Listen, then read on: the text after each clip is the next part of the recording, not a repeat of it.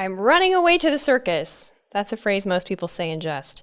But a phrase my next guest actually said when he was 31. That is when he booked his first circus job with Ringling Brothers as the motorcycle on a high wire act. He later met his aerialist fiancée, not girlfriend, Taeko Ariga, at the Pop Circus in Japan, and she became a part of his trapeze act. Together, their antics make up the Flying Stars Duo. He vlogs his circus life on YouTube, which is how I found him. And today we're going to discuss international circus life, parents, and what drives him as an entertainer. Sees the world upside down, debt-free and flying high, global citizen, Ryan Schneider, everyone. Welcome. Hey. Hey. How are you? Good. You guys look so in love. Congratulations on your recent engagement. Yeah, it was a fun and very stressful situation because I did the proposal on the flying trapeze. So it was it was a little nerve-wracking, but on top of just thinking of what I was going to say to propose to her, I had to remember that I have to catch her first. So there's a few different nerves going on. How did you mic yourself? Because I'm watching the proposal video and I'm seeing that, wait, I can hear him really clearly. How did you do that? So the funny thing is, I had planned to propose to her like 3 practices prior to the one that actually we did it, because we've been working on a very difficult trick that we haven't caught in almost a year. Actually, it's almost the 1-year anniversary of her catching for the first time. In any case, we were really trying to catch this trick, and so for 3 practices in a row, we missed. And I had been setting up my cameras, and I've been wearing a wireless microphone connected to one of my cameras. Oh my So I'd gosh. have a good audio of the conversation. And so, yeah, it was finally on the 4th day of practice where I said, okay, let's just go to one of the easier tricks that we know so we can do this and get it over with, because I was so nervous, like all of the practices prior to that it's like, let's just get it over with because I need to get that out so we can get back to practicing, but also to establish that we're hopefully engaged at that point. Yeah. But yeah, we were using a wireless microphone system that I had connected to my camera. Oh my gosh. And your voice, it was shaking and it was so cute. I could. So the question is, circus life. Did you choose circus life or did circus life choose you? It's well, it was a combination. So the way it started is I was living in Los Angeles and I was doing some acting. And naturally, as an actor, I was working at a restaurant. But I was kind of getting a little tired of working at the restaurant, and I happened to notice a trapeze school across the street from where the restaurant was. And I walked over just to get some information, and it was just so fortunate that the owner was opening up the school at the same time.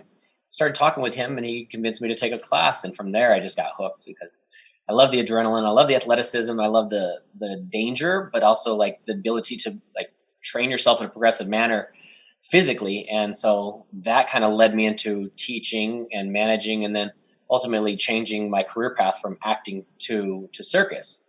So it was kind of a hybrid of me choosing it and it happening to be right across from the restaurant I was working at. That's so cool. I was surprised to find out that a lot like acting, your circus employment kind of works the same. You are different. Every job is different. The agreement between every job is different. And so unlike traditional circus acts where it's a family unit that travels together from place to place, modern circuses hire independent artists, right? Right. And it's over the last 10 or 15 years, there's just been a huge growth of circus schools. So it's brought people like myself that grew up the same way, believing that only families were the ones that were performing in circus. And that's usually how it was. But the advent of these circus schools and the level of talent that these kids and adults were coming up with, it allowed some of these circus to say, look, let's bring in a few of these talents. Let's bring in different people from different schools. And then, yeah, it's just kind of grown that way. So now it's a pretty good mix in traditional and modern circus. Which is really cool because that gives you so much freedom as an artist to explore and try new things and learn new things and then kind of pitch it to whoever you're hired by at the time.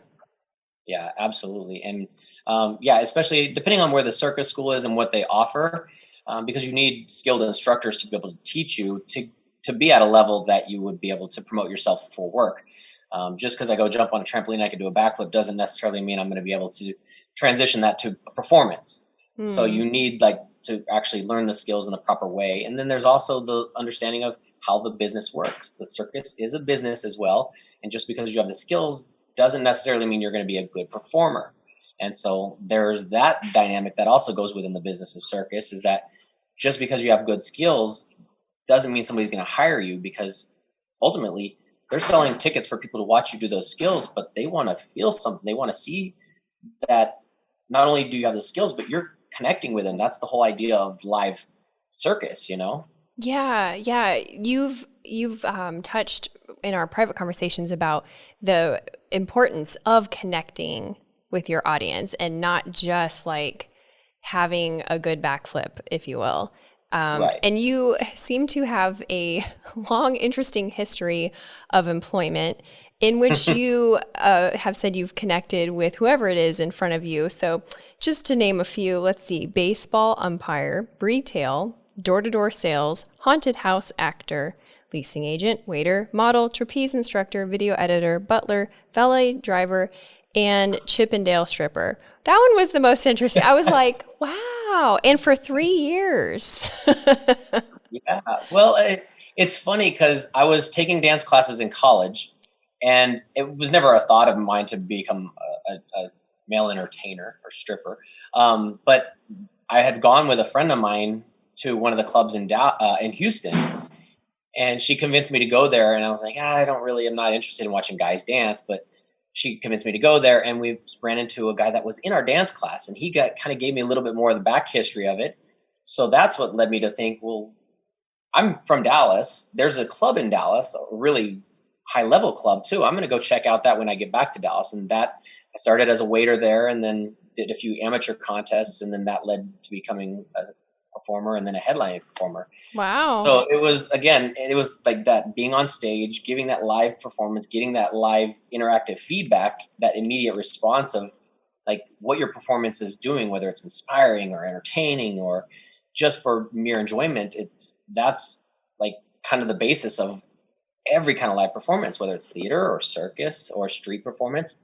All this stuff is, you feed off that energy that you get, and as a reciprocation from what you're providing for them.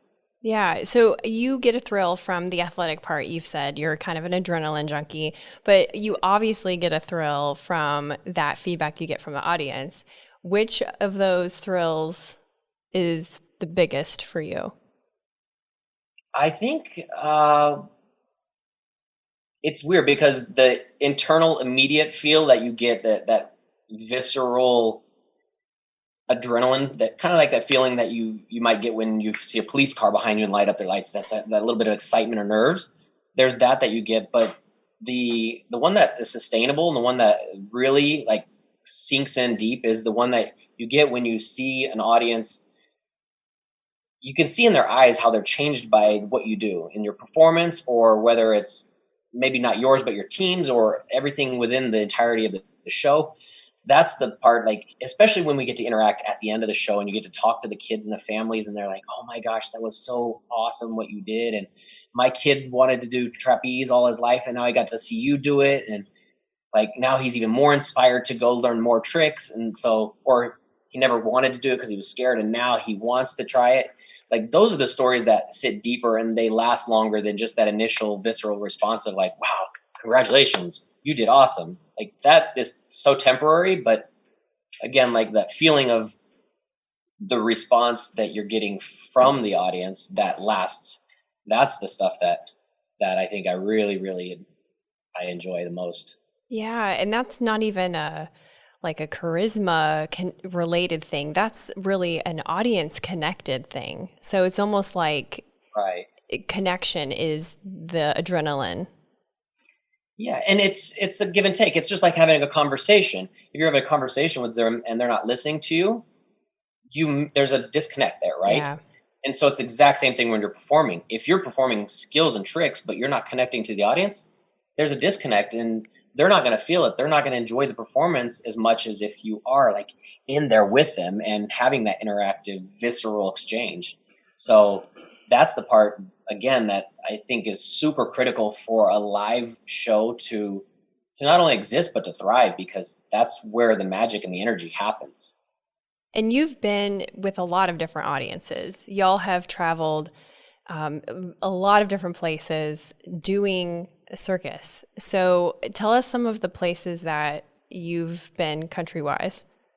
So I started actually. I did a few shows, some small shows. I did my first one was in Australia. I did a show in Australia, and that was really cool because I was working with an entire new team that I only met one or two of them before. But that was really cool because I was at a resort. And then I did a show in Turkey, and that was a week-long gig over there. That was really interesting. And of course, with Ringling Brothers, we did a different city almost every single week. So getting the different response from the type of people throughout the different states in America. And then 4 years with her in Japan. So, 4 years in Japan. And then we also did a duo act, which was my first time doing something apart from an entire team, because trapeze is usually 4 to 6 people, right? So you have an entire team to kind of play with and play off of. But a duo act is more of it's kind of like a ballet. It's more of a presentation that you're sharing with the other person on stage. So you have to have a connection here. Mm-hmm. But you also have to connect that with the audience. And we did our first performance. We had trained about 6 months. We did our first performance performing hair hang and teeth hang in a festival in Vietnam. That's so amazing. So it was a whole different audience than either of us had been familiar with. We're also on a different type of stage. So it wasn't a circus stage. It was a theatrical stage with just a proscenium and the wings like you would for theater or for an auditorium.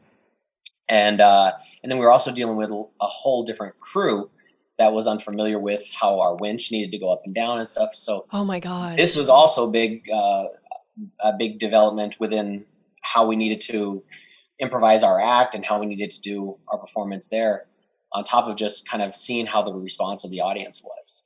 So how does that vary from culture to culture? Do you find that you have to change up your act in order to make that connection? I think so. I mean, the thing is you want to keep everything to the core. And in flying trapeze, it's very consistent because we practice certain tricks and we're going to do that routine of tricks. It's going to be that same order of tricks. We may change it up a little bit, but it's always the round of tricks. When we're doing a duo act, there's the connection between us. It's not like flying trapeze. So here we have to have a connection between us, whether it's a love story, whether it's a hate story, whether it's a dramatic interpretation, whatever it is, we have to share that story with the audience. But also we've got to gauge what the audience is feeding off of, because if we're in a culture that's very, very conservative, like for example, Japan, we can't do a lot of like kissing on the lips and really tight embraces because it's a little uncomfortable for the audience, right? So you have to, it's just like a comedian, you have to know what audience you're talking to. The same joke you do one place isn't going to be the same you're going to do in another place. So with our performance, how close that embrace is or how much sexual tension might be in our act, we have to vary that depending on what that culture is like. So that takes a little bit of research. When we're going to Vietnam versus Japan, we need to kind of understand how their culture is with relation to the story that we've created for our aerial act. That is so cool. That is so neat that you get to. And that's usually only in aerial performances or I don't. There are other performances as well, but like for example, flying trapeze, we don't necessarily have a story, you know, so it's not as critical to like adjust to the audience. Okay. You know, so you can get a little bit more feedback from the audience depending on where you're performing. Like for example, performing in America, you're going to have a lot more people like hooting and hollering and a little more rowdy. Whereas Japan, they're going to appreciate it, but they're going to be a little bit more polite about their response. They're not going to be whistling or like swinging their shirt around, you know. So that kind of feedback is different. So in that sense, in a flying trapeze act, we're not going to be like going crazy as well in Japan versus if we were in, for example, Mexico. When we were performing in Mexico. So there's a huge difference in that part of it. Yeah, yo vi que en tus videos que tú hablas español. You speak Spanish. Entiendo mucho, pero habla is I don't know the proper word for. I only know the bad word. Mierda. Oh, see, okay, we can say that. Sorry. Yeah, that's what I was going to say. So, how do you communicate with other performers when you don't always speak the same language? It's interesting because There's nonverbal communication is a huge thing that making pictures and explaining things like me here, you here. Whew. I go here and you go here, right? It's kind of like drawing pictures with your hands and stuff. Depending on the level of language communication, there's words that we all start to learn just intuitively because we're constantly around different cultures and different languages. But if we don't absolutely know a single word, then we can explain it through our body language. We can explain it through kind of demonstration or diagram or showing a different video, and that will kind of help them understand. Like this, salto, back flip. Oh, wow. Back flip. And then they will say it maybe in their language, and then you start to understand those words, and you'll pick up on words that you don't realize you're understanding as you are around these different languages. And then that also is a part of kind of just being attentive to all that stuff as well. It connects with the ability that you're describing to connect with the audience. You're connecting with other people, and you're not relying on, well, how did you like that? And then having them reply. You're relying on more like fundamental cues of body language and facial expressions. And I think that's so cool because when you cue into that and you don't rely on the verbal, you are so much more connected to whoever it is in front of you, no matter what language they speak and no matter if you're on a stage or you're sitting across the table from them. Right. It's almost like that very super typical, like when you meet a girl or a guy for the first time, like, do you like me? Circle yes or no. There's no connection there. Right.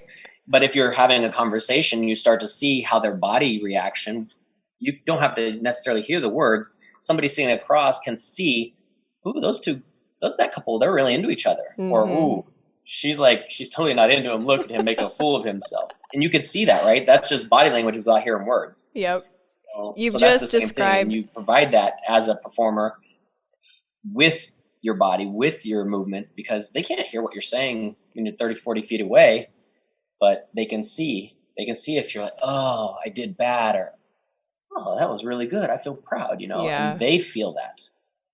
Oh, that's so true. Yeah. And the people watching, you've just described my husband and I, one of our favorite pastimes is finding people who are definitely on a first date and like making up a narrative about what they're doing. I do that a little bit here and there too, but it's pretty fun.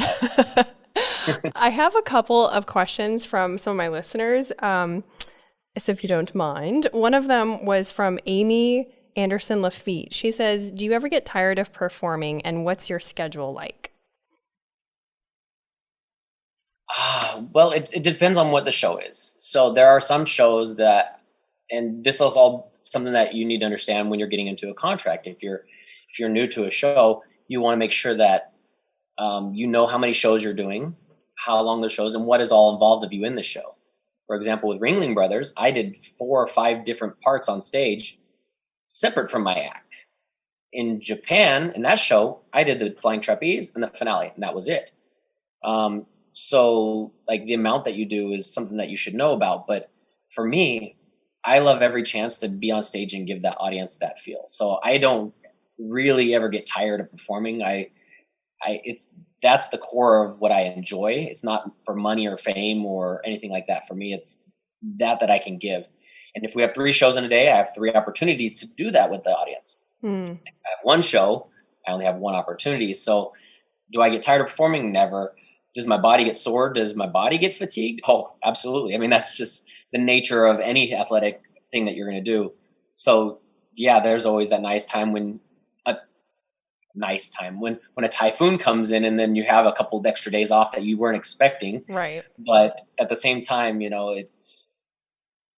I would rather be performing than not. And right now is a prime example of that because there's not a lot of that happening. No. And so then you're entertaining some random podcaster that emailed you from YouTube. Not at all. No, this is fun. I did binge a lot on your YouTube videos, and I didn't see any animals in any of like the circus footage or like the behind the scenes. One of my listeners, Jennifer Alvarez, she asks, as a performer, what are your views on exotic animals like large cats and elephants being used in circuses? That's a very controversial topic, isn't it? It is. It's a good question. Without going too deep into it, because I don't want to like give a strong opinion one way or the other. It's just, for me, I feel like if the circus or the animal trainer can provide a strong and safe place for that animal or those animals, I am all for it, because the places that I've worked where they had some animals in performance, those animals they have a soul, right? Just like a human, they have a soul, they have a desire, they have this internal want to do something. And when they've been given a job or a life that they've learned that is performing, that's what they want to give. They're just, if they could speak English, they would say the same, not all of them, but they would say similar things like, I want to give the audience what they're giving me. They give me energy, I give them energy. And so you can see that. And if you know animals well enough, and I've talked to a lot of big cat trainers, and I had a good friend that was on Ringling that was amazing.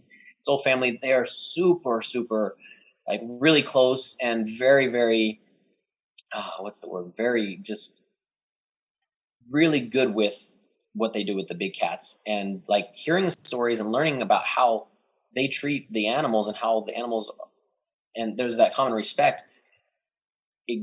it just educates you. And that's what I think is lacking with a lot of people that have a prejudgment, is that they don't really necessarily know from a direct source what is going on with all that. And so they jump to make the conclusion what the propaganda says, you know?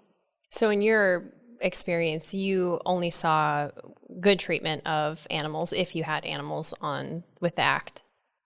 Yeah, I never saw anything that would have made me cringe or like look away, because one, I wasn't necessarily always around those things. Like I went to just like say hi to some of the tigers and elephants, but I didn't spend a lengthy amount of time there. But yeah, I don't know why you would want to have an animal. I don't know. I wouldn't use, I'm sorry, I don't know what else to say. I just think okay. My experience has been pleasant. Yeah, and that's good. I support it. I support the people who make a living from it, and I really support the people who really, really take care and Do it respect right. and appreciate the animals. You know. Yeah. Yeah, absolutely. Well, the modern circus has changed so much from traditional circus, whether it's, animals, having a narrative in your trapeze act. I think that's a modern circus thing. I don't know that they necessarily did that in traditional, but it's so fun to learn about all the different elements. One of them being the parental element. So I really would like to hear from both of you, if that's okay, what your parents' reaction was when you were like, Mom and Dad, going to the circus. Yeah, what was your parents' response? Now my parents like circus. I mean, I'm started circus. My family is no circus family, so nobody know about circus. Why you wanna try circus? Well, because I practiced before I was child. When I was child, I trained in gymnast. Oh, okay. That makes sense. And so you went from gymnastics to circus. Yeah, circus. Why you wanna choose circus? Why you don't wanna continue gymnast or something? If you quit gymnast, but you can teach gymnast, why you wanna transfer circus? Nobody know, and I don't know what's going on later. A worry because they didn't really know what to expect, because there's no preface for it, right? There was nothing that they knew. Yeah, and Japan is not have a lot of circus. Nobody do any right training. So what you wanna do future? You wanna job in circus? Yeah. After I come back Japan and I joined the pop circus, and my parents, oh, okay, you can try that. And I do show later. I say to my parents, come to watch show. And my parents watch first time show. They understand to me a little bit. And after, good, you choose this life. And they respect me. And wow, they're happy now. That's pretty supportive, actually. That's really awesome. What about you, Ryan? Yeah, well, I think it wasn't as much of a surprise to them because they knew I wanted to do performance. just like myself, they didn't really think that was a possibility of something that would be in our future because, again, we don't come from the families of circus, so Right. it's not a natural transition, right? But when I first told my family that I was starting to do flying trapeze classes, they were confused. They didn't understand what that was. And then when I got my first contract and I said, oh, I'm going to be riding motorcycle on a wire, there was like this confusion. Yeah. And of course, naturally, my mom, she's super protective and she's confused, but like scared as well. But at that time, I'm 31 years old. So she wants the support, but she's still the mother. So she's like, you cannot do that. You cannot do that. You should do that. That's great. I support you 100%, but you cannot do that. And then again, I had the same experience when I told her I was doing teeth hang. Yeah. And so we go through the same She's thing like, again. I paid what for braces? Braces in your teeth when you were a kid and all this stuff. So that's the fun thing about circus, again, is that there's so many different things that you can learn and surprise your parents about. But because we both come from non-traditional circus families, their responses of like, wow, that's an industry we would have never expected. Yeah. But we don't know anything about it. So it's hard to have a preconception of something that you don't know anything about. Exactly. Other than what maybe the stigmas are of it, Yeah, yeah. Well, it sounds like there will be so much for us to continue to keep up with for the both of you. So I cannot wait for one to see what you do, what acts you continue to learn, the amazing trapeze wedding that is surely to follow. And just where, when performances kick back up again to see you guys show off. So I will definitely be linking all of your all of the ways to follow you in the show episode and the show notes. So if you're listening or watching to this and you want those, just text REAL, REAL, to 66866, because then you can get those. And we'll be sure to keep up with your antics. Thank you guys so much. I loved chatting with you. Thank you. Thank you so much, Meredith. All right. Take care. Bye. You too. Bye.